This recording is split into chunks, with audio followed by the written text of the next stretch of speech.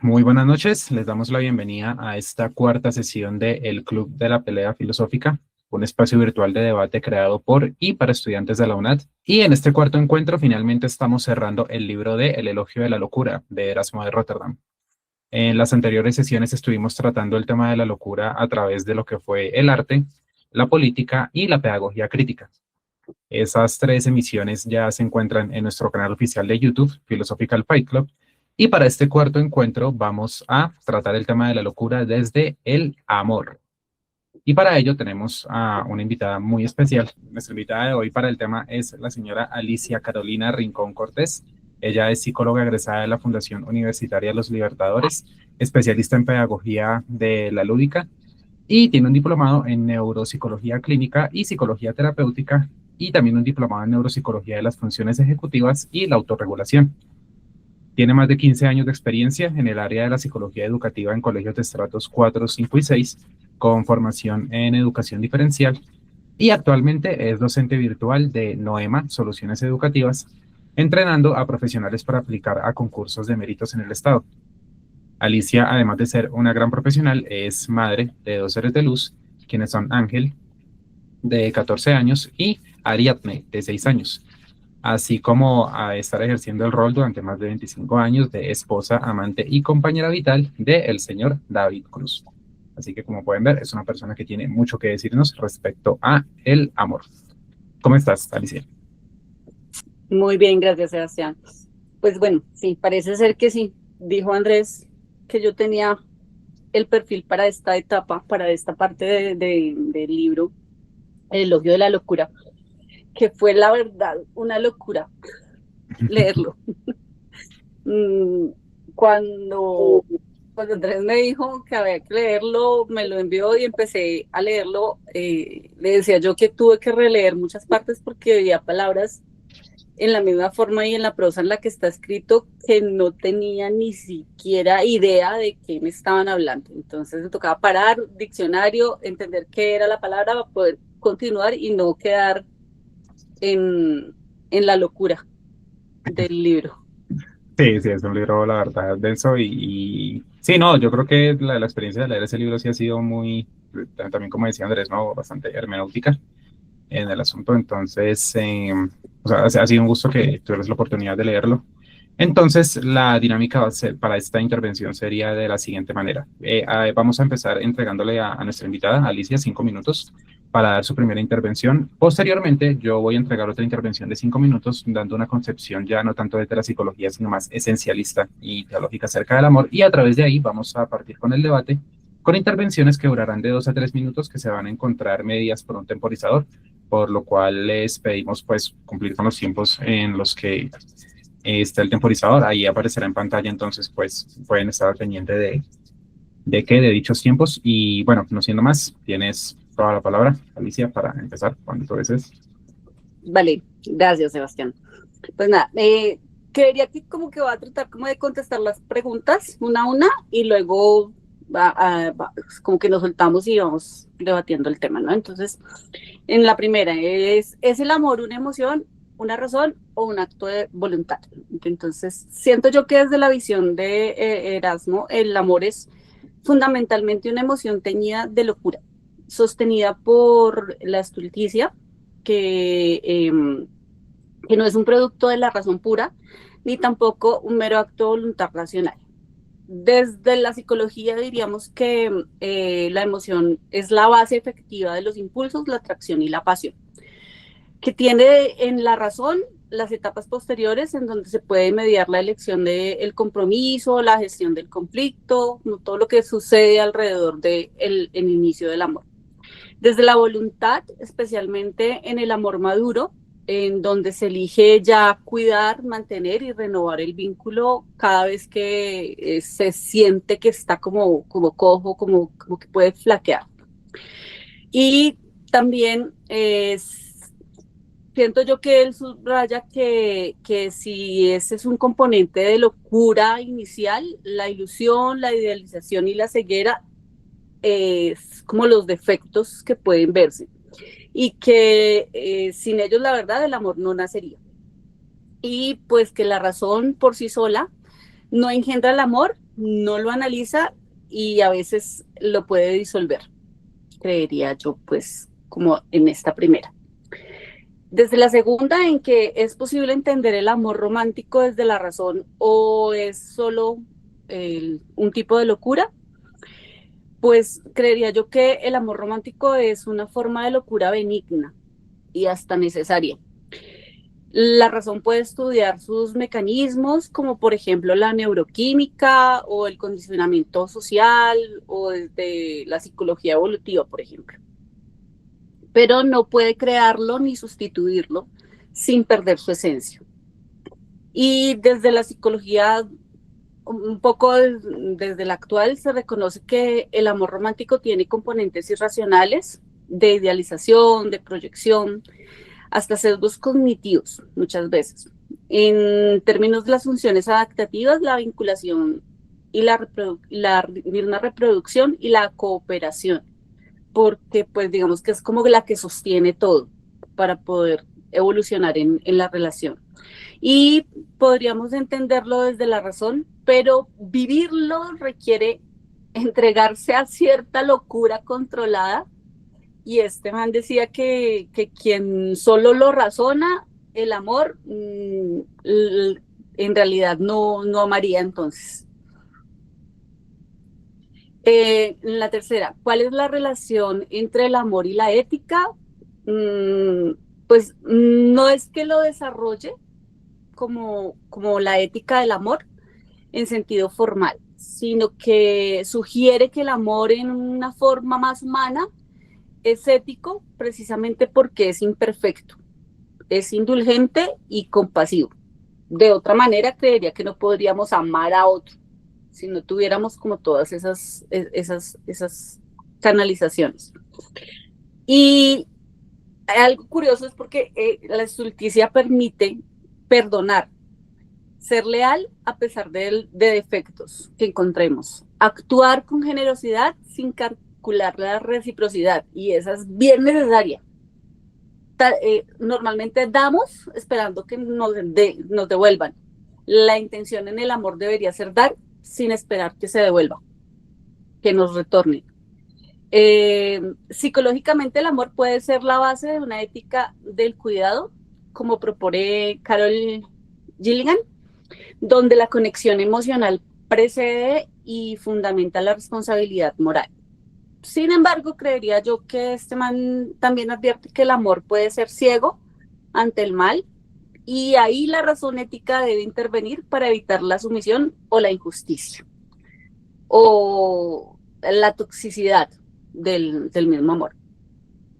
En cuanto a la cuarta y última, existe una relación entre el amor y el bien o el amor está por encima del bien y del mal. El amor no está ni por encima ni por debajo del bien y del mal, sino que es una fuerza ambivalente.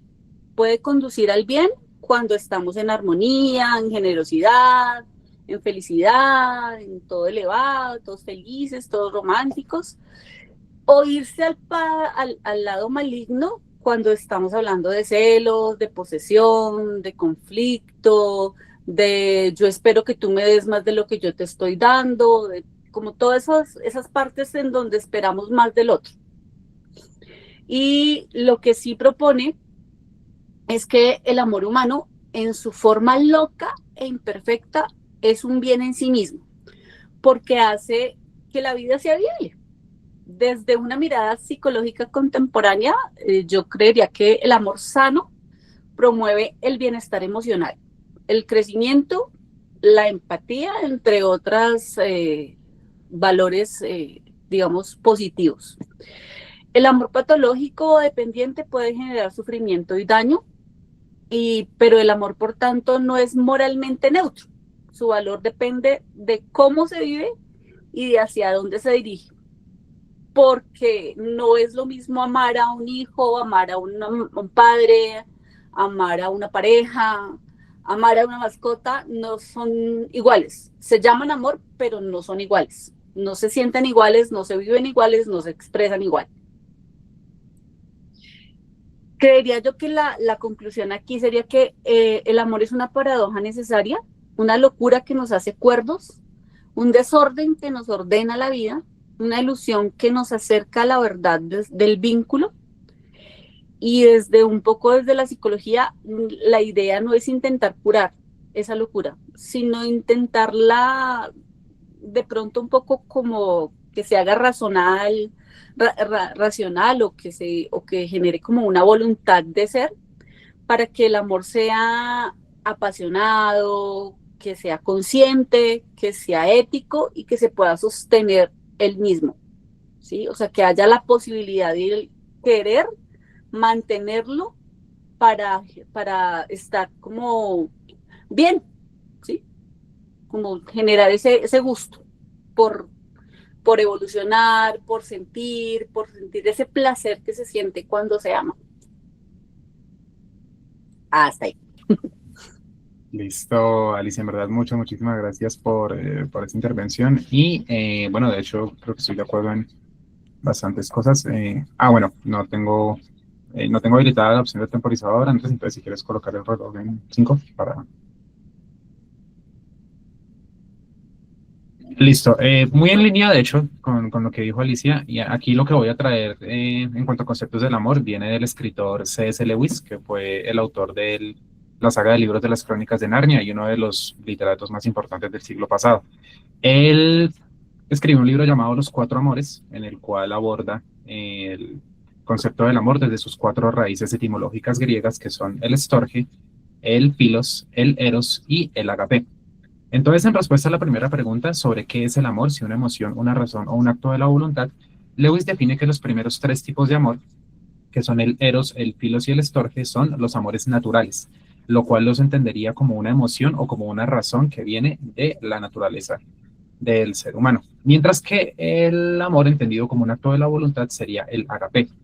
Entonces, brevemente, lo que define Lewis como, por ejemplo, el amor estorge es el afecto. El afecto sería el amor menos discriminatorio de todos, un amor que se da de manera casi completamente inconsciente entre personas que pueden ser completamente distintas, pero que comparten una cotidianidad o una familiaridad. Estamos hablando de familia, compañeros de trabajo, el vecino, personas a las que uno frecuenta cotidianamente, que probablemente uno jamás habría elegido conscientemente tener algún tipo de vínculo con ellas, pero por esa casualidad de coincidir se termina creando un afecto que es un efecto que tal también, como decía Alicia, pues digamos que reconoce y pasa por alto los defectos naturales de la otra persona y que es un amor que no llega a ser ni siquiera consciente de sí mismo, de lo completamente, no sé, como natural que es. El segundo tipo de amor, que es el amor filos, que es lo que denomina C.S. Lewis como la base de la amistad, es un amor que curiosamente tiene un carácter de rebeldía en torno a lo que sería la normatividad y la sociedad. ¿Por qué? Porque la amistad yace cuando ya más allá del afecto tú encuentras a esa otra persona, entre este círculo de personas con las que compartes, con la que tienes un interés en común en algo que es tan importante y tan esencial que entiendes que no eres la única persona que estaba interesada por ello y a través de estas pequeñas amistades que se convierten en círculos, como lo hablábamos también alguna vez con Andrés, pues se va en contra de lo que es la normatividad, ¿no? Círculos de los que nacieron pues grupos también como podrían ser el Círculo de Viena, la Escuela de Frankfurt, pero que también, como decía Alicia, tienen un carácter que puede desencaminar hacia el mal, como lo puede ser el Ku Klux Klan. O sea, no todas las amistades que se reúnen son para bien, ¿no? Pero se basan justamente en eso. El amor filo sí es un amor mucho más racional, porque sí es un amor discriminatorio y que se basa en la conciencia de que yo tengo algo en común muy importante con la otra persona. El eros sí vendría a ser más esta emoción que es desbordada y que es completamente entregada, pero esta palabra ha recibido una cierta distorsión con el paso del tiempo, ya que cuando hoy en día pensamos en erotismo, pensamos en algo meramente sexual y carnal, y el concepto del eros en la antigua Grecia recordemos que era entendido más como un amor contemplativo. Sí era un amor obsesivo, pero no era un amor entendido como la satisfacción de un placer carnal, ya que el placer carnal busca el objeto en sí mismo, mientras que el eros está completamente obsesionado de una forma contemplativa y apreciativa a la amada, no tanto en una cuestión de poseerla, sino de apreciar lo que es. Un amor que por supuesto se puede corromper también a niveles bastante grandes. Y finalmente, el amor del que habla Lewis como un acto de la voluntad es el agape y el amor que más se entendería también dentro del concepto cristiano de la caridad. ¿Por qué? Porque tal y como lo decía Alicia, es aquí donde entra la decisión consciente y voluntaria de este amor que ya no nace por una afinidad, ya sea por una cuestión intelectual o por este deseo desbordado hacia la otra persona o por un afecto natural, sino este amor que siendo consciente de los defectos de la otra persona, de las imperfecciones, de las cosas que están mal, toma la decisión consciente y voluntaria de ir hacia adelante, tal y como lo decía también Rotterdam justamente en uno de los capítulos, ¿no? Sobre todo hablando del matrimonio, o sea, cuando decía, bueno, ¿qué persona que se siente a contemplar todas las implicaciones que tiene el matrimonio se atrevería a hacerlo? O también qué mujer que fuera consciente y que le dijeran desde antes las implicaciones, por ejemplo, de parir y todo eso, se atrevería a hacerlo. O sea, se requiere esa dosis de locura, y la caridad implica locura, la locura con la cual Jesús en el Sermón del Monte dice, ama a tus enemigos, la locura que convierte el amor en un imperativo, que es también, según Lewis, lo que sería la parte espiritual, que toma los amores naturales y los perfecciona y no permita que estos se corrompan y que vayan hacia el mal. Y con esto respondería a la última pregunta sobre la relación del amor y de la ética. Y es que los amores naturales por sí solos corren el riesgo de convertirse en sí mismos en dioses, y cualquier amor que se convierta en un dios acaba convirtiéndose en un demonio, según lo que dice el mismo Lewis. Y también el elemento de locura importante, en el cual estoy de acuerdo con Alicia, es que realmente el amor tampoco puede entregarse completamente a la razón y ser enteramente prudente, porque el amor en sí mismo tiene que arriesgar. Y ahí cierro, y ya para cerrar, me gustó mucho una de las citas de Lewis, que es la que siempre se me ha quedado de ese libro, y es que a pesar de todas las implicaciones que puede traer el amor, de las decepciones, del dolor y el sufrimiento que traen consigo, debemos estar dispuestos a amar, ya que el único lugar, además del cielo, donde podemos estar completamente libres de todos los peligros y las decepciones del amor, es en el infierno. Entonces, es eso con lo que quería cerrar. Esa era como la postura un poco más esencialista, metafísica y un poco teológica del amor. Y pues, ya que Andrés fue el primero a levantar la mano, pues adelante. Espera, bueno, y recuerda colocar el cronómetro 2 o 3 minuticos para vos. O sea, yo me autorregulo. Mire, lo que viene, pues, bueno, desde antes se autorregula. Sí, la autorregulación. Impropio, eso no pasa. Sí, espere. El asunto pasa aquí. Ya. Bien. Bueno, yo estoy en total y absoluto desacuerdo en muchas cosas con ustedes dos, desde una postura, bueno, primero que no hablamos, bueno, sí Alicia lo dijo de alguna manera, el amor propio. Y recuerden que Erasmo, cuando presenta a sus acompañantes, dice, parafraseando, dice, mirad quién viene allá con el ceño arrugado, es el amor propio. Ese amor propio es es ese amor al que acude el superhombre, por ejemplo, en el caso de Nietzsche, ¿sí? Desde esa postura entiendo más bien el amor, desde la postura no negativa ni lista malentendida de Nietzsche, sino desde una postura en que el amor es más bien es una máscara que el hombre se pone y que la utiliza en función de, ¿sí? En función de la necesidad. Es un fenómeno psicofísico, como lo decía Alicia. Es la voluntad del poder en acción, ¿sí? Porque él es el que dice que en todo amor hay algo de locura, pero también en toda locura hay algo de razón, que eso va respondiendo las preguntas. Ahora, ¿qué no comparto de lo que estaba sosteniendo Alicia? La categorización positivista del amor que se hace desde la psicología, que termina pues en patologías. Es decir, todo amor desbordado es una patología. Entonces, bueno, ahora que está de moda Cumbres Borrascosas, sí, la película, seamos ahí bien contemporáneos. ¿Qué es lo que nos quieren mostrar? Primero que es un texto muy rico porque o sea, los que hemos tenido la oportunidad de leer Cumbres Borrascosas, eso es el desborde de la voluntad en función del amor. ¿Sí? Es el desborde de la voluntad de romper las reglas, romper los esquemas sociales, romper una tradición, y ahí hay locura. ¿Sí? Ahora lo volvimos arte, ¿no? Ahora lo volvimos negocio. Porque es que el arte, de todas formas, el amor desde Disney se convirtió en un negocio, ¿sí? Y los moachos de hoy en día y los viejos de hoy en día y todos hoy en día queremos amar a lo Disney. Y entonces cuando salió la película esta del retrato de Dorian Gray, entonces todas las viejas querían que les pegaran su arrimón contra una pared así fuera en el barrio, en el baño más sucio de cualquier parte, ¿sí? Porque eso era el amor rudo, el amor viril. Ese es el macho de hoy en día, el que se maquilla, el que se tapa los barros, ¿sí? El que se organiza la barba, ¿sí? Ya esos rústicos no son el tipo de amor. Y en los años 50 los que eran gordos los llamaban fornidos y de eso se enamoraban. Entonces, es un acto de psicosocial el amor, que en realidad ha sido satanizado, pero hay un amor que es muy relevante y es el amor que es lo que no comparto con Juan, porque él lo ve desde de una perspectiva casi que ontológica, hace una ontología y del amor, pero, pero yo creo que el amor es básicamente una irracionalidad total en el sentido en que va a volver ciegos a los seres en función de cualquier realidad que exista.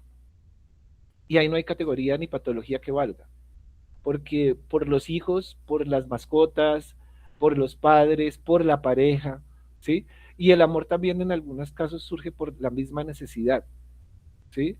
Que es lo que contradigo de Sebastián, que él decía en alguna parte este muchacho el que él citaba, que uno la ama con defectos, con si es coja, si es tuerta, ¿sí? Si tiene lepra. No, muchas veces la necesidad. En el caso de la Segunda Guerra Mundial, las mujeres no se enamoraban una noche, se casaban y se embarazaban porque estos manes se iban, no volvían y ellas se quedaban con la pensión.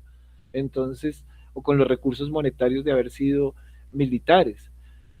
Eso era una necesidad. Las venezolanas vinieron aquí cuando se llegó el desborde, aquí en Bogotá eso se sintió durísimo, lo mismo, a tener hijos aquí para ganar la nacionalidad. Entonces no hay amor si no hay una necesidad. Y luego de eso va a surgir un amor, ¿no? Que uno vaya a saber si ese amor es patológicamente malsano, porque es el hijo o el producto de un amor o de un momento de necesidad. Y ese eterno retorno constante, ese cambio constante, hace que lo que sea válido en sí sea el amor, pero no ese amor propio como lo estaba diciendo Alicia, que alude también como a ese proceso estoico del que ya hablamos, de que el estoicismo es el que nos hace querernos y entonces voy al gimnasio para sentirme bien y para estar bien, o leo mucho para ser muy... No, porque diría alguno, como dijo este muchacho, el actor este, pues yo fumo y se me da la gana porque es esta manera de amar mi muerte y mi manera de morir. ¿Y quién le dice que no? ¿Sí? Entonces, en ese sentido hay yo estaría en contravía de algunas posturas de ustedes, sobre todo en esa, por eso no me gusta la psicología, por esa categorización, ni la sociología. Son muy categorizadoras, muy aristotélicas ahí, ¿sí? De todos esto no es un fenómeno, esto es voluntad pura, es que el amor es voluntad pura, básicamente. No es otra cosa para mí que la voluntad. El amor a la curiosidad nos llevó a pensar y a desarrollarnos, digo yo. Bueno, hasta ahí para no gastar todos los minutos, para que vean que hablé cortico. Listo, listo, Andrés. Muchísimas gracias por la intervención. Claro que hay mucho que decir. No, mentira. Claro que hay mucho que decir al respecto. Pero listo. Bueno, Ángela, te damos la palabra, pero entonces damos un segundo. Eso, listo, ya. Arranca. Bueno, buenas noches. Bueno, yo me voy con la postura que dice Alicia, voy como por la parte de la psicología. También podría decir que el amor obviamente no puede entenderse solamente desde la razón, ni reducirse obviamente solamente a la locura, porque cuando amamos siempre hay un desborde emocional que nos hace actuar de maneras que la lógica no siempre las explica. Y en ese sentido, coincidiendo aquí también con lo que tiene que ver con Platón y Erasmo, nos dice que el amor, en el amor, que en el amor hay una forma de locura que es necesaria. Pues sí, sin embargo, también creo que si el amor, o sea, se separaría completamente de lo que tiene que ver con la reflexión, la ética, puede volverse dañino. Por eso, personalmente pienso que el amor es una experiencia profundamente humana. Que aquí obviamente se mueve lo que tiene que ver entre la razón y la locura, porque esa nos transforma, nos hace vulnerables y asimismo nos obliga a pensar cómo amar sin sin perder todo el equilibrio o sin perder esa parte de la ética que nos hace más humanos en la parte en la que nosotros queremos o cuidar. En esa parte no cuando estamos solamente en una relación, sino que las amistades, como decimos, cuando tenemos el amor por nuestros animales, por nuestras mascotas. Entonces, ya como por lo que antes había estudiado un poco más de psicología, como que me voy más por esta parte. Pues no minimizando lo que dicen ustedes, pero pues me voy más como por ese lado. Eso es amor solidario. Solidario femenino, solidario psicológico. O caridad. Sí.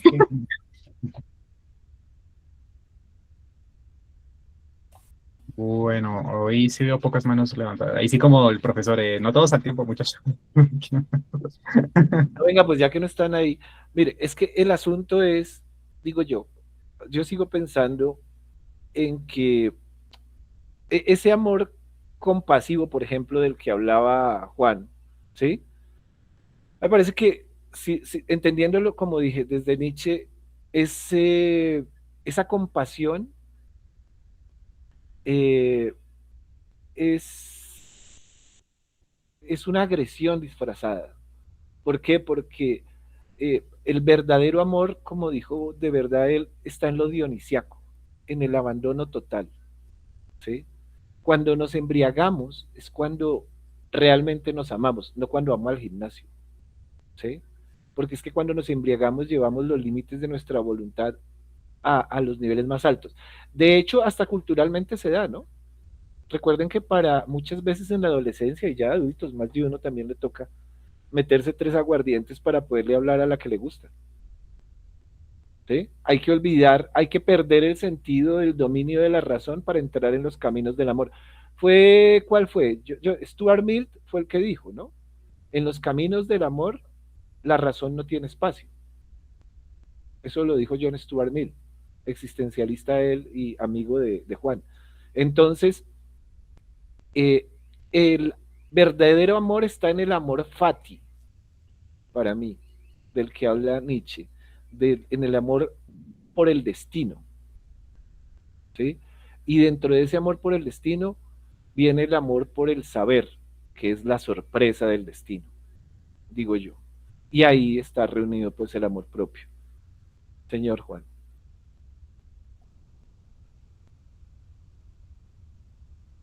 Abra el micrófono, paisano, porque si no queda como los petristas en el Congreso. No, aquí me voy a los J. No, mentiras. Okay, listo. No, pues lo que pasa es que anclo lo que acabas de decir con otra cuestión que decías en tu primera intervención acerca, por ejemplo, claro, de los matrimonios que se dieron tras la Segunda Guerra Mundial, pues completamente por que la mujer no fuera a quedar completamente desamparada cuando sus maridos murieron en la guerra, o las mujeres venezolanas que después de que pasó toda esta cuestión con el régimen y demás tuvieron que venir acá mayormente a prostituirse pues para poder sostener a sus familias allá y todo eso.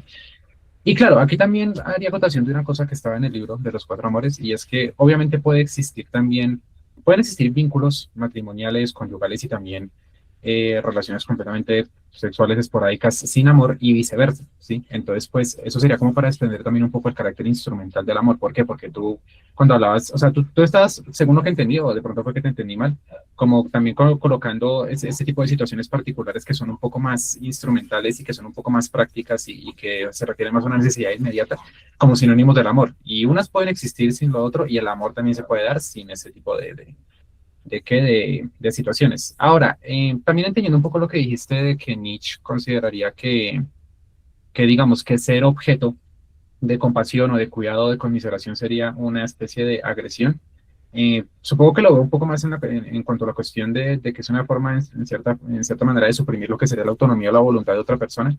Pero ahí también diría que se estaría entendiendo el amor a través de las relaciones de poder. Y tal y como tú lo dijiste, o sea, si vamos a irnos al amor como lo dionisíaco y que tiene que estar por encima de la razón, eso también implicaría estar por encima de la razón instrumental y también de las luchas de voluntades y de poder. O sea, desprendernos un poco de esa concepción también un tanto sartriana de afirmar que el amor se relaciona con el poder y que el poder en la relación lo tiene, por ejemplo, la persona que ama menos, que era lo que él decía. Y entender que, o sea, que el amor puede llevarnos a, también un poco como le decía Ángela, a buscar el cuidado, y el bienestar de ese objeto amado sin condescendencia. Es que siento que tú lo estás viendo como una forma de condescendencia, o sea, como que si yo manifiesto compasión hacia una persona, estoy en cierta manera anulando parte de lo que es, o en cierta manera le estoy negando dicha autonomía. No, no lo veo tan así, sino que donde hay auténtico amor, justamente si es el amor dionisíaco, también se desprenden esas cuestiones de, bueno, o sea, si yo estoy amando más, me estoy haciendo más vulnerable, estoy suprimiendo mi voluntad, no sé, me estoy anulando, porque no sé, siento que no, donde hay genuino amor, ya sea de las cuatro categorías que he nombrado, no hay una lucha de poderes que refiere mucho más a un carácter instrumental de las relaciones humanas, que es algo muy propio también de nuestra época. O sea, hablar de las relaciones de esa manera instrumental, pues supongo que también es algo muy propio de pues el pensamiento individualista y sobre todo tan competitivo de nuestros días, ¿no? En lo que todo se ve a partir de lo productivo, de lo que me es beneficioso, de lo que puedo utilizar, de lo que me es útil y de lo que me exalta. Entonces, todo aquello que suprima, aquello como lo que me puede exaltar, que sería, por ejemplo, recibir compasión, entonces va a ser un atentado, ¿no? En ese sentido, sí considero también, y te doy la razón en un punto, y es que sí se requiere más humildad incluso para recibir compasión y para recibir cuidados que para entregarlos, porque siempre va a ser una lucha con ese sentido de autonomía y con el egoísmo propio que quiere hacernos ver como seres completamente autónomos cuando sabemos que igual no podemos sostenernos por nosotros mismos, o sea, o dependemos de la cooperación socialmente o el individualismo nos va a seguir hundiendo en la miseria como está pasando en una sociedad neoliberal como la nuestra. Eso era, te voy a dar la palabra, Alicia, ¿vale? Ok, vale, lo que pasa es que, digamos que el tema del amor tiene una doble base, ¿no? Porque una está en términos de lo que pensamos que sentimos y otra está en la base que tiene la parte cerebral, es decir, la neurociencia en el amor. Lo que sientes a nivel corporal en tu cerebro porque se desprenden una serie de hormonas, de neurotransmisores que hace que a nivel corporal sientas algo diferente por diferentes personas. Es decir, puedes estar enamorado de varias personas, pero no sentir exactamente lo mismo, ni las mismas fases, ni las mismas situaciones, ¿sí? Por ejemplo, en el enamoramiento existe la fase del delirio inicial, ¿cierto? Que está totalmente monopolizado por la dopamina, porque se siente el sistema de recompensa. Lo ves, te llama, te manda algo, o ves eso que te gusta, eso de lo que te apasiona y se genera esa inyección de dopamina. Entonces sientes euforia, obsesión, energía por eso. También estaría la norepinefrina, pinche hormona, se me vuela, que genera taquicardia, que genera insomnio, atención focalizada a algo, a ese ser amado. Es decir, que estás en la balanza entre sentirte en el éxtasis total o en la podredumbre y en la desquicia total, ¿sí? O sea, siempre se está basando como en esos sentidos, en esos dos espacios, ¿sí? Si se disminuye la serotonina, entonces puedes tener sensaciones casi como no sé si conocen el TOC, el trastorno obsesivo compulsivo, ¿sí? En donde necesitas verlo, necesitas escucharlo, necesitas sentirlo, necesitas tenerlo, necesitas que te toque para poder canalizar, ¿sí? En la corteza prefrontal, que es en donde se racionaliza el amor, se desactiva parcialmente. Por eso se dice que el amor es ciego. Porque cuando estás en esa fase de enamoramiento, en esa fase de enloquecimiento, en esa fase de todo el cuento ese de los que antes eran comediantes, pero en la calle, cuenteros, en el que el amor es ciego porque si usó los ojos con una cosa de espinas, es precisamente eso lo que sucede. El cerebro dice, yo me apago aquí. Cerebro prefrontal no funciona. Básicamente es una de las razones por las cuales se dice que no deberíamos enamorarnos o buscar una relación seria antes de los 25 años, porque antes de los 25 años no se ha desarrollado la corteza prefrontal. Si no se ha desarrollado, no tenemos la capacidad para entender que aparte de que no se ha desarrollado, se apaga, o sea, lo que poquito que está avanzado se ha apagado, entonces estamos en la inmunda, ¿sí? Entonces ahí es donde viene, por ejemplo, la fase del apego, en donde nos sentimos en locura total.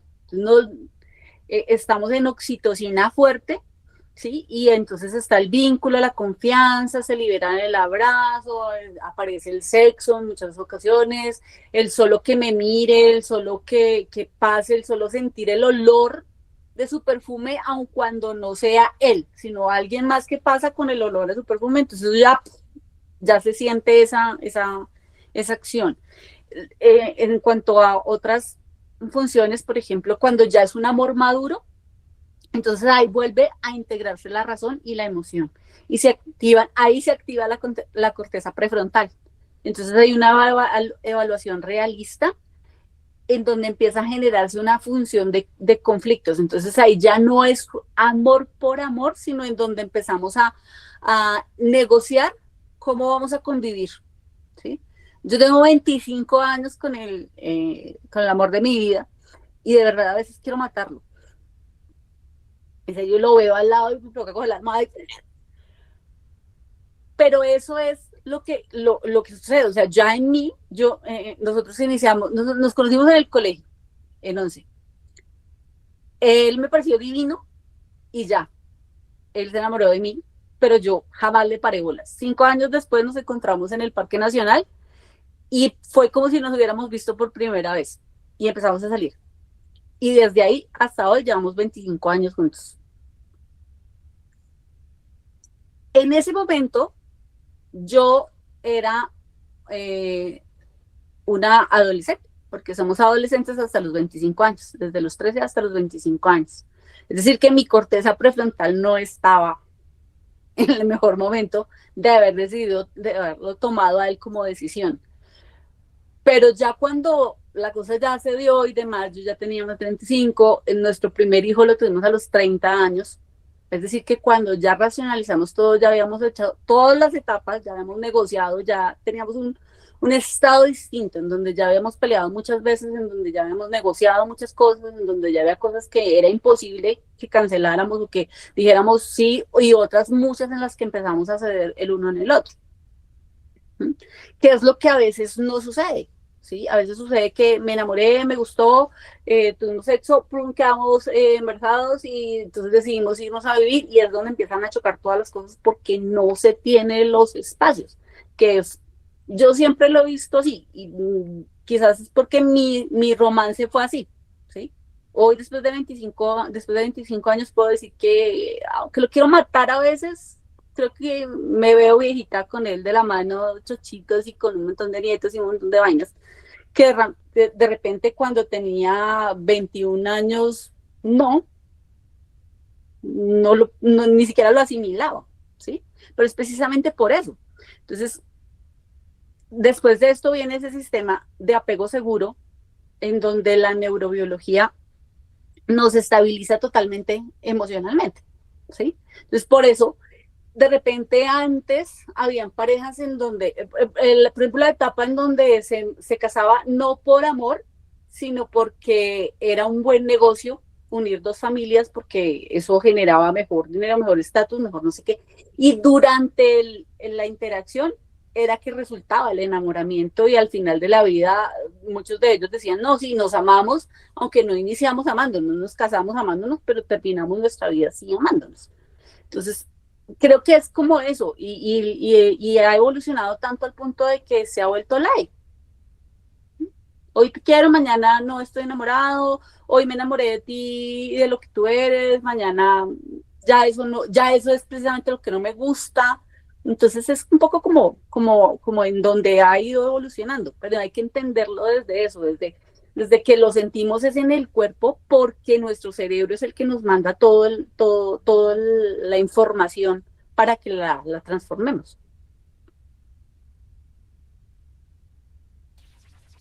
Listo, Alicia, muchísimas gracias. De hecho, hay una cuestión interesante en lo que dijiste, muy bueno, muchas, en realidad. Algo que me gustó Es, por ejemplo, bueno, lo que mencionaste de este amor que es este enamoramiento desenfrenado, ¿no? Del eros, de que cuando se lleva de una manera completamente irracional y obsesiva, definitivamente se hace autodestructivo. Y también, digamos que trayendo a colación un poco lo que decía Andrés, ahorita sí estoy muy de acuerdo en que los productos culturales, pues también definen mucho lo que entendemos como el amor verdadero o auténtico, ya que, por ejemplo, en el romanticismo del siglo XVIII, XIX, no, XVIII, XIX, bueno, no lo recuerdo. En el romanticismo, pues vimos obras como, por ejemplo, las tragedias del joven Werther de Goethe, de un chico que prácticamente se autodesuscribía de la existencia solo porque no había podido estar con su amada, historias como la de Romeo y Julieta de Shakespeare. Y en la actualidad también, si nos analizamos los productos de la cultura pop que nos hablan del amor y vemos historias como, por ejemplo, no sé, El diario de una pasión o y ya ni hablar de las adaptaciones de las novelas de Wattpad, pues vemos una noción muy, muy corrosiva del amor, que nos dice que básicamente lo que se entiende por amor, entre comillas, entre una pareja, tiene que ser algo desbordado, tiene que ser algo doloroso, tiene que ser algo apoteósico, o sea, tiene que ser una tragedia, o no es, básicamente. Exacto. Y básicamente, y el problema de ese amor cuando no está vinculado con un aspecto racional que sí es importante y con un aspecto ético, es que realmente los enamorados prefieren ser infelices juntos que estar felices por cuenta propia, porque es que el amor, el problema del amor también, de ese tipo de enamoramiento desbordado, y una de las razones por las que, pues, también puedo comprender un poco el sentido de esta frase de que está por encima del bien y el mal, es que el amor, ese tipo de enamoramiento también tiene la característica nociva de revestir como virtudes cosas que realmente no lo son, porque lo hemos visto, ¿no? O sea, infidelidades, por ejemplo, incluso crímenes, o sea, cuando se dice que se hacen por amor, no solamente es como que se justifican, sino que casi que se están revistiendo como algo que es virtuoso, o sea, es como que, o sea, decir lo hice por amor es como decir, o sea, lo hice por una fuerza tan grande que estaba por encima de mí, o sea, entonces, y prácticamente los enamorados en ese sentido casi que serían capaces de convertirse en mártires a consecuencia de este amor, ¿no? En lugar de estar separados. Entonces, aquí, algo que me gustó de lo que dijiste de, claro, de ya los 25 años que llevas en este matrimonio y que también lo mencionaba Lewis en el libro, es que afortunadamente la cotidianidad se encarga de regular mucho ese enamoramiento porque, claro, o sea, uno puede en las primeras etapas del enamoramiento ver a esa otra persona como alguien perfecto, pero no hay manera en la cual uno ya, tras convivir con esa persona y conocerla desde un tipo prudente, pueda seguir manteniendo eso. O sea, se vuelve un absurdo, o sea, llega un punto en el cual estoy seguro de que tú amas a tu esposo, pero como dices, o sea, lo amas a sabiendas de que tiene cosas que son muy amables como otras que definitivamente no lo son. Y sí considero que el amor va cediendo, o bueno, sí, o sea, como que va cediendo etapas y va cediendo determinadas fases. eh, y en la medida en la que éstas se van yendo, se van construyendo otras mucho más sólidas, ¿no? Como lo puede ser ya esta complicidad, esta confianza, este cuidado mutuo. Pero como se ha exaltado tanto últimamente este amor que es el puro eros, o sea, como este enamoramiento frenético, pues muchas veces la noción que se tiene de cuando este desaparece es que ya es el momento como de dar el portazo y de terminarlo todo porque se asume que este tipo de sentimientos y emociones que son completamente pasajeras y que van y vienen tienen que ser permanentes, ¿no? O de lo contrario son como una traición al amor y entonces ya no están ahí. Y claro, y cuando nosotros ya entendemos el amor a través de otros sentidos, como por ejemplo el amor que manifiesta cuidado, comprensión, paciencia, el amor que busca más el bien de la otra persona, que no busca el suyo, que sabe perdonar y todo eso sí o sí igual implica un ejercicio de la razón. O sea, no hay emoción por sí sola que te vaya a llevar a hacer eso de una manera sana. O prudente. Claro que sí existe la dosis de locura que te dice, bueno, estoy amando a una persona que no es amable por convicción, pero, pero claro, el amor como pura locura, pues únicamente lleva pues a un abismo, tal como lo mencionaste, no sé, eso es un poco lo que quería como acuñar a ello. Andrés,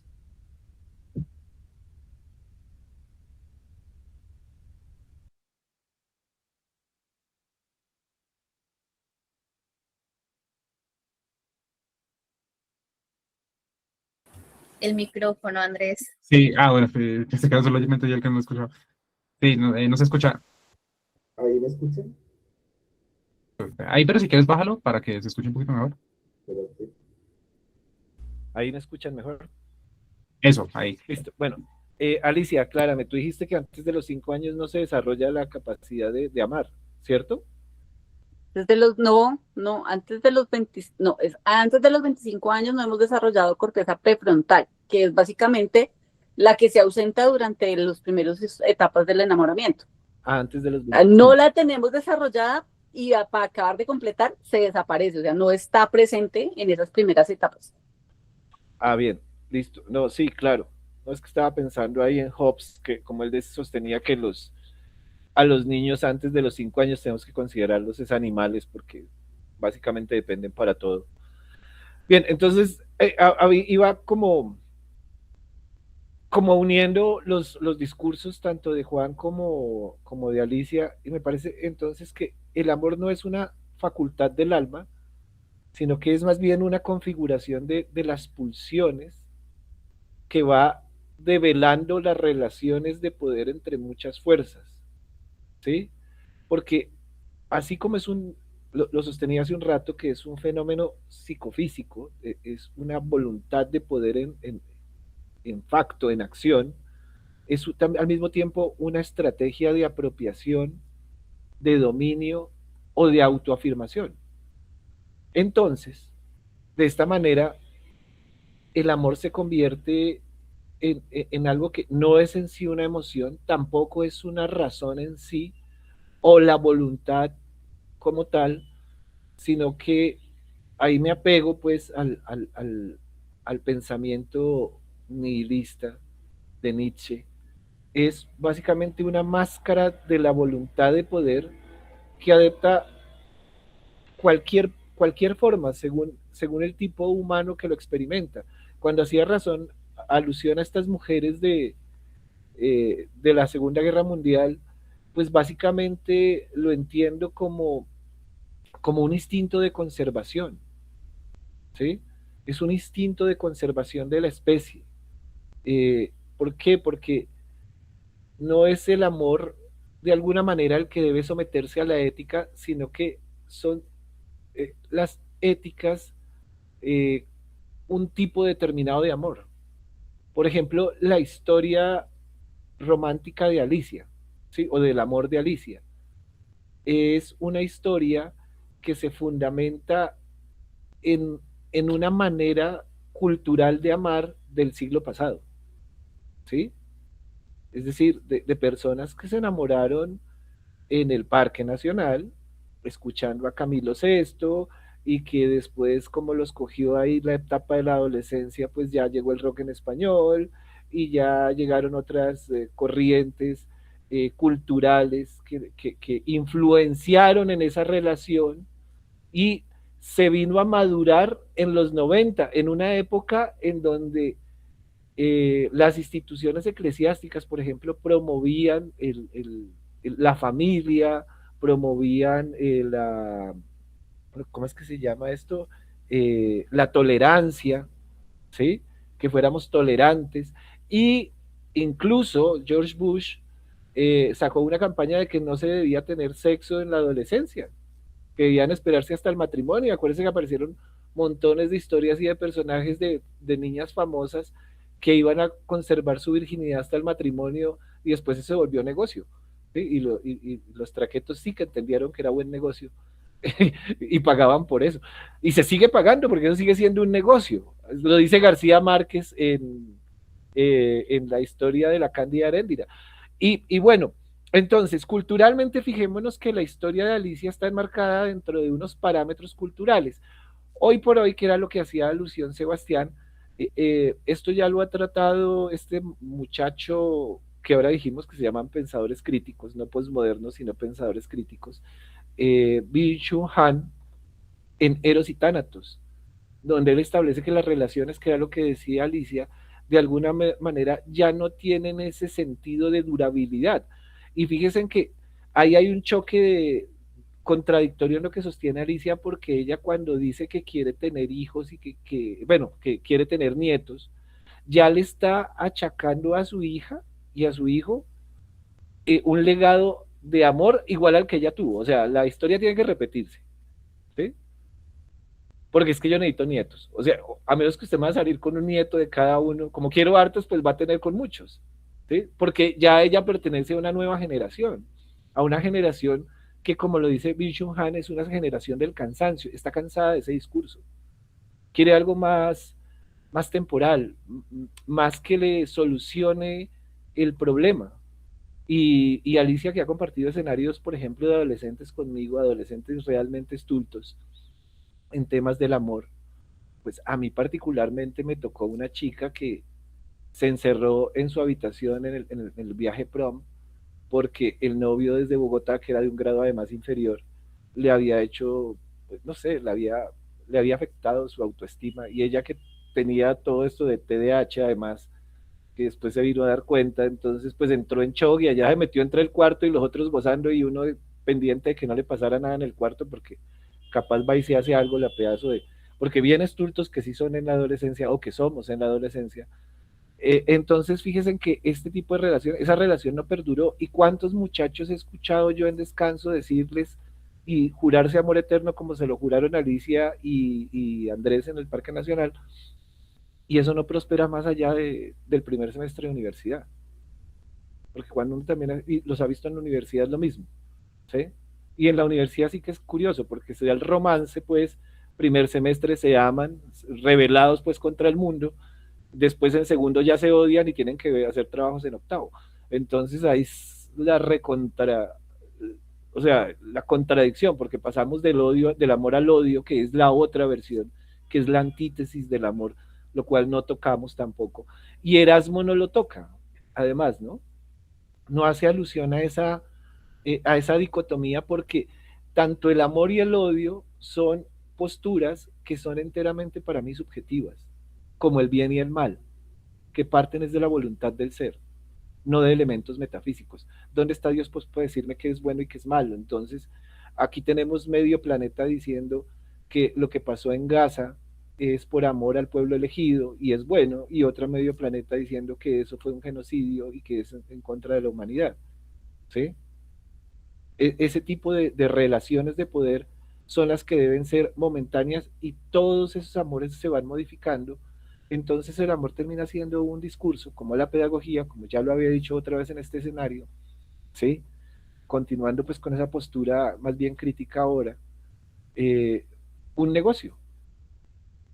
El amor también es una concubina del neoliberalismo, del mercado, porque así debe ser, además, ¿no? Gracias. Joven, dele.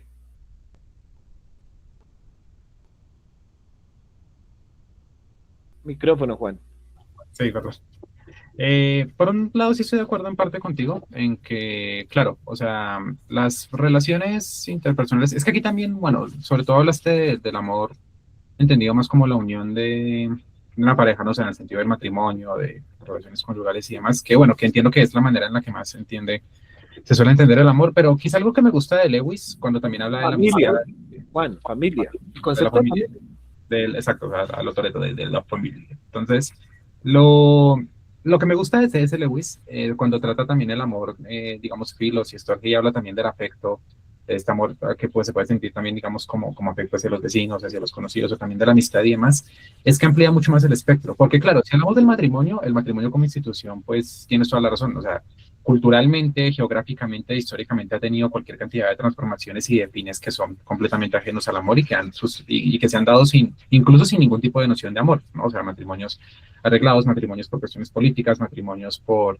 necesidad, por conveniencia, de todo, y mil formas distintas de entender el matrimonio, tienes toda la razón, así como mil formas distintas de entender, no sé, el tipo de relación que pueden tener un hombre y una mujer muy por fuera del matrimonio, pues más aún desde lo que tú mencionabas, ¿no? Desde las últimas décadas, donde pues han habido un montón de cambios culturales, como por ejemplo la revolución sexual de los 60s, también como todos estos discursos ultraconservadores de querer volver a la familia, nomás hace poco, ¿no? En Colombia estaban haciendo una campaña, o sea, básicamente con la solución reduccionista de decir, no, es que los jóvenes como están teniendo cada vez menos hijos, entonces la solución es decirles, procreen más, o sea, no evaluar en lo absoluto las razones estructurales por las cuales estas nuevas generaciones no quieren hacerlo, sino simplemente no. Si el problema es que no hay más chinos, entonces tengan más y ya, obvio, tienes toda la razón.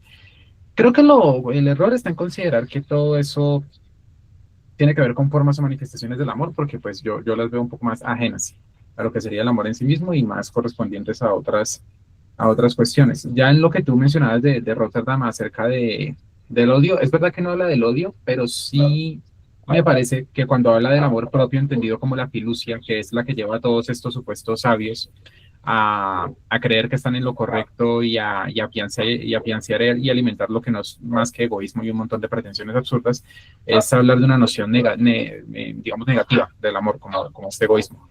Finalmente, una cuestión que sí, bueno, otra cuestión es que me parece que si bien también podemos encontrar que en lo que se ha llamado amor a lo largo de la historia hay ciertas interpretaciones distintas, aún así creo que sí hay unos elementos perennes que nosotros podemos encontrar en cuanto a lo que es las formas del amor, ya sea en la literatura griega, en la literatura de Oriente, en las distintas épocas también de las tradiciones de ambos sitios, incluso, pues, o sea, no sé, me parece que sí hay unos elementos perennes, podríamos decir, que si bien se han entendido a partir de, que han sido afectados de formas distintas por ciertos contextos culturales, aún así hay unas formas que de cierta manera se mantienen y en las cuales podemos encontrar demasiadas similitudes, nomás lo que decía ahorita, ¿no? O sea, digamos, una historia tipo las tragedias del joven Weather o películas como Diario de una Pasión, ¿sí? Entonces, consideraría que son unos elementos que se han mantenido. Y finalmente, cuando tú hablas del amor y de estas luchas o de relaciones de poder, te pregunto, o sea, no más a modo de curiosidad, pero ya para cuando ahorita intervengas, es el por qué, o sea, el por qué esa asociación o esa relación siempre del amor con las luchas, con una lucha de poder, o sea, o cuál es la relación del amor con el poder, que es la parte en la que me pierdo un poco, o sea, como que no lo entiendo muy bien, pero es más como una consulta. Y listo, Justin, tienes la palabra. Hola, gracias. Eh, yo no tengo como una opinión muy específica de mi modo de pensar en esto. Más bien tengo como preguntas, cosas que he ido anotando a lo largo de las participaciones y el debate. Y creo que igual el término amor, y así como con la misma idea que decía Sebastián, es un término que se puede interpretar en muchos contextos y que al igual que el término locura y el término normalidad, son como de múltiples definiciones que dependen mucho del contexto y muchas no tienen nada que ver, muchas incluso son opuestas, porque además utilizamos esas palabras como sinónimos de otras. Por ejemplo, a veces usamos la palabra locura para referirnos a algo bueno, como ser críticos con el sistema, ¿sí? Que es una locura hacer porque es muy arriesgado, muy osado. Y a veces usamos la palabra locura refiriéndonos a algo negativo, como algo más bien imprudente. Entonces, en algún lugar entre todos esos sinónimos debe haber algún término más bien parecido a lo que es el término puro, si podemos decirle así, de lo que es la verdadera locura, lo que es el verdadero amor, lo que es la verdadera normalidad, porque depende del contexto y muchos son utilizados en metáfora, como sinónimos o incluso como dispositivos de poder ideológico. Y pues es bastante complejo. Y bueno, tenemos que entender también que como somos seres humanos que dependemos de nuestras cualias y no podemos saber las cualias de los demás, o sea, las interpretaciones puras de cada uno, ¿sí? Como este dilema de los empiristas, de cómo sabemos que todos vemos el color rojo de la misma manera. Bueno, pues cómo sabemos que todos sentimos el amor de la misma manera, cómo sabemos que todos entendemos esos conceptos así tan complejos como amor, locura, normalidad, y de qué estamos hablando cuando hablamos de nuestra interpretación del amor ajeno. Estamos hablando del amor también porque podemos ver el amor es lo mismo que se siente y es lo mismo que se muestra, o ya son dos cosas distintas. Hay bastante como amplitud en ese tema respecto a los conceptos que se usan. El lenguaje de verdad que nos limita muchísimo a veces a entender esas cosas tan trascendentales. La segunda pregunta es una que le escuché a Darío Stanzrakber en un podcast que estaba justo hablando del amor, y es ¿de quién se trata el amor? Porque también tenemos que definir de quién se trata el amor cuando hablamos del amor. El amor es lo que siento yo cuando otra persona, independientemente del vínculo, está allí y me hace sentir bien.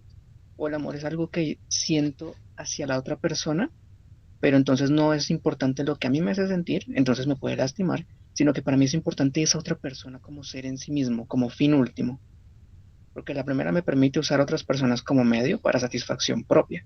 La segunda, en cambio, me manda a sacrificarme en ese sentido cristiano, por alguien que incluso ni siquiera puede saber que existo, en el sentido literal.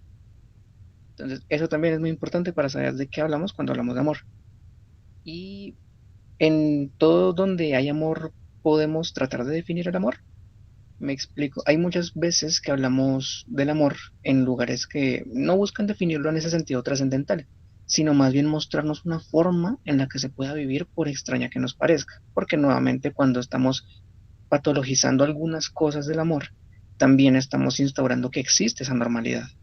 Entonces las historias de Wattpad, me acuerdo que fue con lo que con lo que se me ocurrió, digamos, esa idea, es que esas historias de Wattpad, la gran mayoría, no definen el amor, claro que dan una idea errada del amor, porque no son filósofos que están intentando entender el amor, sino que es alguien que está escribiendo un drama. Las historias de Wattpad tienen más drama que amor porque no son historias de amor, son historias de drama, como las telenovelas. Lo importante es el drama. Y si se puede sacar algo de valor académico de ahí es cómo pueden interactuar las mentes en el sentido psicológico y cómo pueden interactuar entre personas en el sentido sociológico y qué los llevó a estar en situaciones de drama en el sentido filosófico o político. Es, es una historia, es un drama. Finalmente, quiero decir que el concepto de amor con el que yo más convivo, como el que más entiendo cuando pienso en amor, que no sé si es tanto como para hacer una opinión para debate, pero sí al menos lo que yo en la práctica comprendo, es la definición de Saint-Exupéry, el escritor del Principito, que decía él, o alguien interpretando el libro, no estoy muy seguro en eso, decía que cuando hablaba de domesticar el Principito con el zorro se refería a una metáfora de amor porque ese domesticar implica tanto la costumbre de la presencia del otro como la maravilla, sí, la fascinación por el otro en el sentido de tratarlo como un fin en sí mismo. Eso también cercano a la idea del amor que proponía Kant en su ética, sí, tratar al prójimo y a los animales también como un fin en sí mismo y no como un medio. Entonces, ahí digamos que en partes académicas y de escritores intentan ir también hacia la parte del amor, de que trata del otro, pero también se siente bien amar. Entonces, trata del otro y trata de sí mismo al tiempo.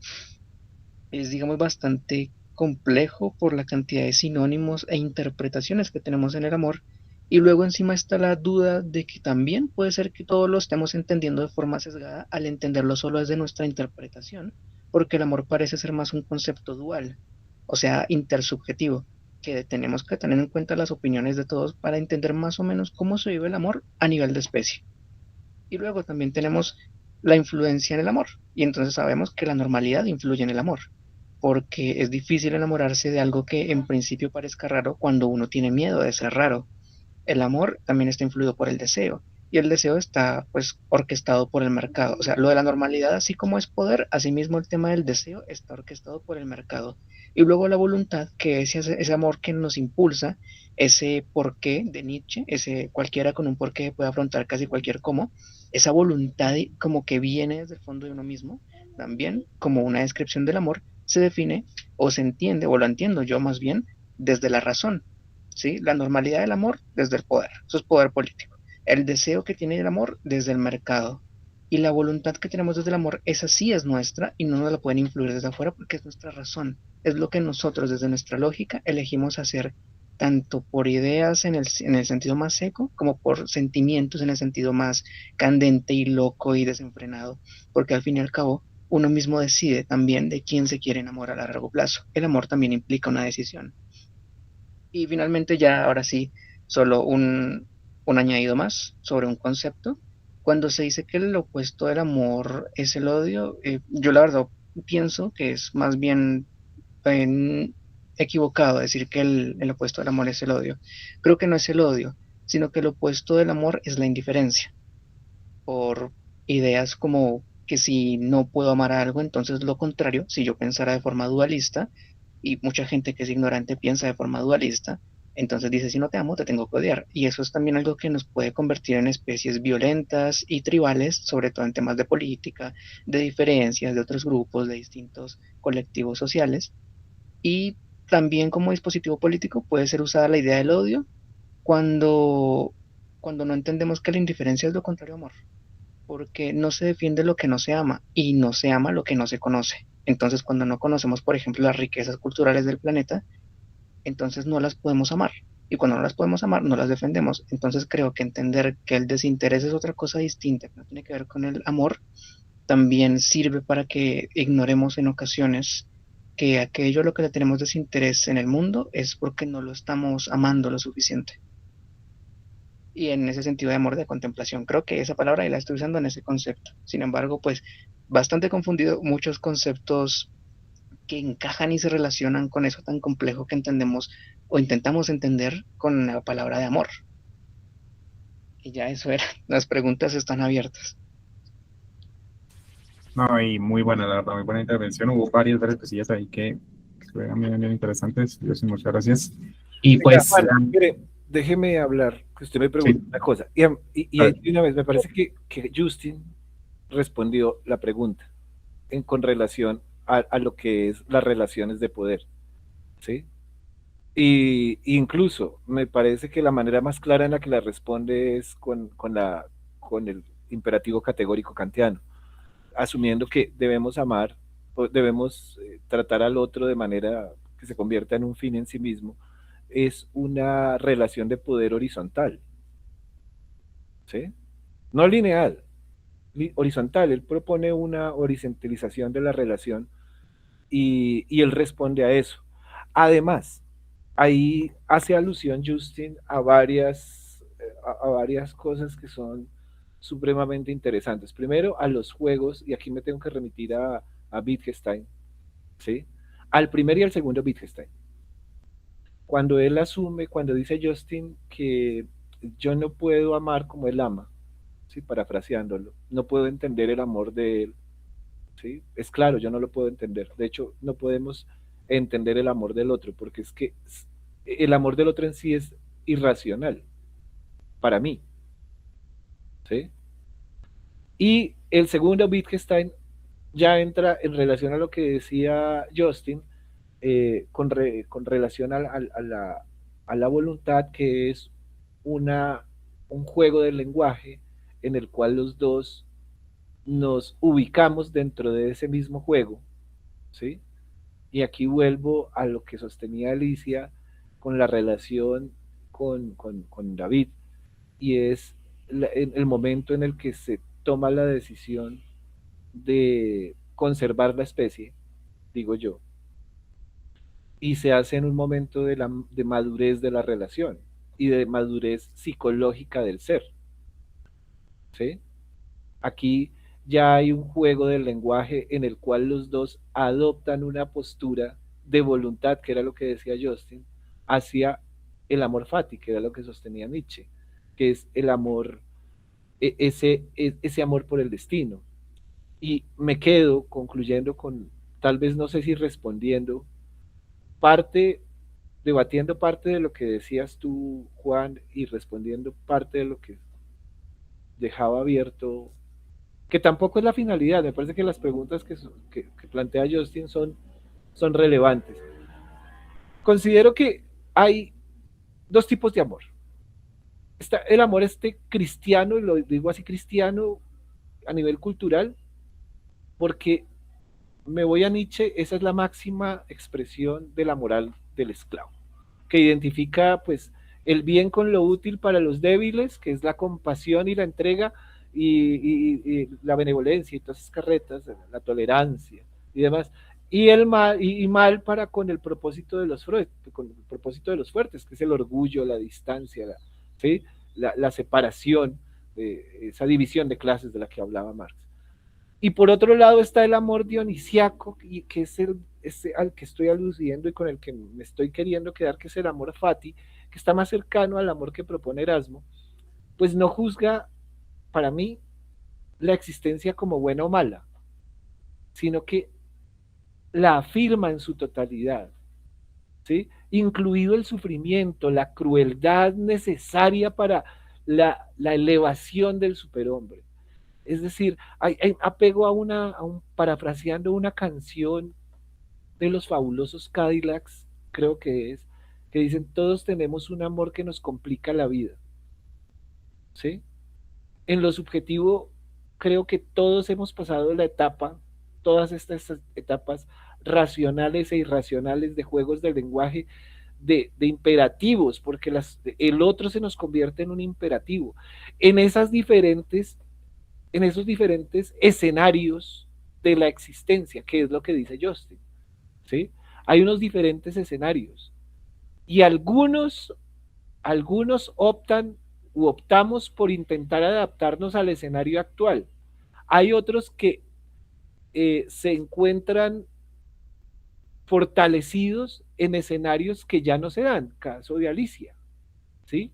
Porque ya ese tipo de escenario no es el escenario de ahora. Por eso ya había una contradicción fuertísima. Alicia ya de una vez cogió a los chinitos y los embarazó y los puso a tener hijos, O sea, o se enamoran como nosotros, o están jodidos, desheredados y ya perdidos, pues, ¿sí? O me dan nietos o nada. Es que esto parece la Cándida Heréndira, o sea, me parece una mujer allá, me hizo acordar de esas francesas, tiene que darme nietos, o sea, o no me da nietos porque el reinado continúa. Entonces, ojo, esto es la elevación máxima de la supervivencia, de la elevación, de la conservación de la especie. Fíjense que eso nos genera ese tipo, para muchos ya eso es una locura, o sea, yo creo que para la hija, para Ariadne, eso es, mi mamá está loca que yo tenga hijos. O sea, ¿qué va a hacer eso? ¿Sí? ¿Y qué va a hacer ella con su amor propio? ¿Qué va a hacer Alicia con su amor propio? Envolverlo y guardarlo y dejarlo y recordarlo como que, venga, yo dije sobre hijos, nietos, pero no quiero. ¿Sí? No me dieron. ¿Ve? Ahí diría yo que reúno muchas cosas de los escenarios que plantea Justin, porque lo entiendo, Justin, desde esa manera. Son diferentes escenarios donde el amor se da, ¿sí? Y el concepto de amor se vuelve o inmanente o trascendente dependiendo no del escenario, le entendí yo a Justin, sino del ser, lo que me lleva a que el amor es eso, una máscara de la voluntad del ser. Y ya con eso termino, mis queridas compañeras y compañeros. Listo, muchísimas gracias Andrés, Alicia, yo diría que, y también a modo de cierre, por los tiempos que tenemos, tienes toda la palabra. Ok, vale, gracias. Pues mira, es la mosca, Andrés, la mosca set, set. O sea, de todos tenemos un amor. Más allá de que sea el destino de mis hijos tener hijos, no, es más bien el ideal de, ¿sí? Por mi historia, ahí sí, la verdad, por mi historia de vida, ¿sí? Pero pues es su decisión, no la mía.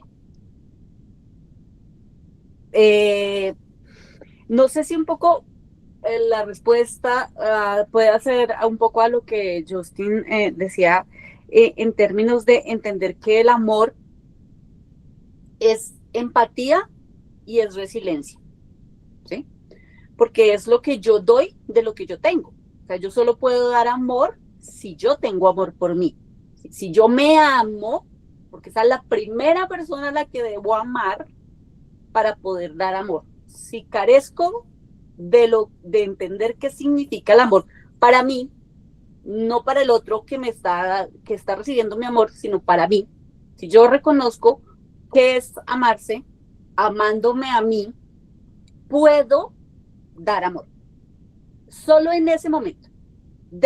Y en ese momento puede ser un amor sano, un amor bueno, un amor empático, un amor resiliente, un amor, si quieren verlo positivo. Si yo carezco de ese amor propio, del reconocerme y amarme a mí primero antes de poder amar a otro, caigo, y digamos que lo quiero explicar así, en dos psicopatologías que definitivamente jamás podrían amar. Aun cuando se supone que desde la sintomatología hay amor propio, un exceso de amor propio. Y es entre lo que sucede en la mente de un psicópata y un sociópata con respecto al amor. No pueden sentirlo porque en el proceso, en la etapa en donde aprendimos a vernos en el otro, que es cuando somos pequeños, ¿sí? Cuando estamos entre los 5, 6, 7 años, en donde recibimos amor de mamá, el amor del padre, el amor de si tenemos hermanos o demás familiares, entendemos que debemos ser empáticos, entendemos que si vemos que el otro sufre, entonces yo ayudo, lo evito que el otro sufra. Es como en ese proceso de aprendizaje de cómo entender al otro, de cómo darle al otro lo bueno que yo puedo darle, ¿sí? El psicópata y el sociópata no pueden. ¿Por qué no pueden? Porque no es, se diría coloquialmente, eso no se desarrolló en ellos, ¿sí?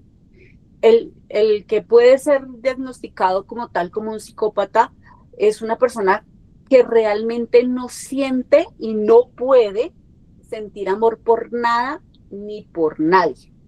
Solo siente placer, que no es lo mismo que el amor. ¿Sí? Solo puede sentir placer por generar situaciones placenteras que le generan todas las mismas desencadenantes en términos de hormonas de las que hablé, de dopamina, serotonina, oxitocina, todas las que suceden. Él las puede sentir, el psicópata sí las puede sentir cuando hace sus actos de psicopatía, sea cual sea. No todos son asesinos, no todos son multiseriales, hay mucho político psicópata dentro de los que hemos visto y conocido. Y en el sociópata tampoco está, porque el sociópata cree y supone que la sociedad le debe. Todo lo que él siente que carece, él dice, es la sociedad la que me lo debe, venga y traiga. Por lo tanto, tampoco puede sentir amor, ni siquiera siente amor por él mismo. El psicópata siente placer por hacerlo, el sociópata ni siquiera siente amor por él mismo, se desprecia a sí mismo. Eso hace parte de la psicopatología de un sociópata. ¿Sí? Son personas que no pueden dar amor. Los que no tienen esa psicopatología, sino que tenemos quizás otros, pues, según Freud, todos tenemos algún tipo de patología. No somos sanos del todo. Comenzando por él. Entonces, podemos sí sentir amor, podemos sí dar amor, sin necesidad de evaluar, yo estoy amando como él me está amando, o él ama como yo, o yo lo amo como él. No, cada cual entiende el amor desde su posición y la vive desde su posición. Por eso les decía al principio, el ideal sería que yo amo y doy todo de mí, pero no espero nada a cambio. Ese sería el ideal. No lo logramos. Siempre esperamos tener retribución. Si yo doy 100, que me den 100. ¿Sí? Pero el ideal sería ese, que yo sea capaz de amar, de dar todo mi amor, aun cuando no reciba la misma cantidad de amor. Puedo recibirla de diferente forma, él me puede amar a su manera, yo lo puedo amar a su manera y ser un amor sano. ¿Sí? Pero si hay esas dos psicopatologías, es imposible poder dar o recibir amor, porque no está en su sistema, no está en su cuerpo, no está en su mente entenderlo. ¿Sí? Mientras que todos los demás, aun cuando tengamos una serie de patologías, sea como se llaman, neurológicas, psiquiátricas, esquizoides, podemos sentir amor. Esas dos no. Son las únicas patologías que realmente no pueden porque no lo conocen, no lo aprendieron. En ese sentido, el amor es aprendido. Cuando yo aprendo a amarme, es cuando puedo dar amor, ¿no? De alguna manera. Y pues ahí está, cierto. Listo, Alicia, muchísimas gracias y en verdad, pues, muchísimas gracias a todas y todos los que han participado. No sé si Andrés quieres decir algo más o... Sí, en últimas, el único amor que existe es el amor propio. Ahí nos toca ser socráticos. Listos. En ese caso, muchas gracias a todas y a todos los que han participado en esta cuarta sesión del Club de la Pelea Filosófica. Ya el día de mañana este capítulo quedaría subido a nuestro canal oficial de YouTube, Philosophical Fight Club, y dentro de 15 días, si todo sale bien, estaremos arrancando con un nuevo texto que sería La política de Aristóteles, con toda una nueva gama de temas relacionados con este texto, para quienes quieran participar en el próximo encuentro, si desean ir leyendo el libro 1 de la política. Y pues nada, no me restaría más que desearles a todas y todas una muy feliz noche y pues... eso. Acaba de cerrar el programa de show. Sí, no, o sea, estaba pensando como una palabra como súper inspiradora, como algo así como con qué cierro. Una frase profunda. Exacto, como una frase y fue como no, y nada, el respeto al derecho ajeno es la paz. Hacia lo tipo Guasón, el show debe continuar. Sí, exacto, algo así. Sí. Gracias, Dari. Gracias, Justin. Gracias, Alicia. Gracias a Ángela. Vale, no, nada, gracias a ustedes por invitarme. por hacerme leer este libro tan loco y por de alguna manera permitirme poner mi opinión desde mi posición y desde mi punto de vista un poco psicológico, humanista y que allá al señor Andrés no le gusta. Psicótico, a veces sí que A Andrés no le gusta nada, no te preocupes. terminó en patologías. O sea, el amor es una patología. Sí, es una patología, es una enfermedad. Sí, eso sí es cierto. Bueno, muchas gracias a todos. Los esperamos con el libro 1 de la política. Váyanlo leyendo, que es bien denso.